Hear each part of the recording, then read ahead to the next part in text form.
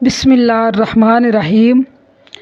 الحیا جزء من الایمان، یعنی کہ حیا ایمان کا حصہ ہے۔ ایک لفظ ہے جس کو ہم اردو میں شرم کہتے ہیں اور عربی میں حیا کہتے ہیں۔ آج تک کسی نے حیا کا مطلب ہی نہیں بتایا۔ یہ جو حیا ہم سمجھتے ہیں، کوئی عورت برقع پہن کر بڑی باحیا اور بڑی باپردہ ہوتی ہے۔ سنو، حیا سے حیات نکلا ہے، یعنی کہ زندگی۔ آپ صلی اللہ علیہ وآلہ وسلم نے فرمایا حیا ایمان کا حصہ ہے، کہ زندگی ایمان کا حصہ ہے۔ اب اس کا مطلب ہے کہ کافر کی زندگی نہیں ہے۔ اس کا جواب سنو، کون سی زندگی ہے؟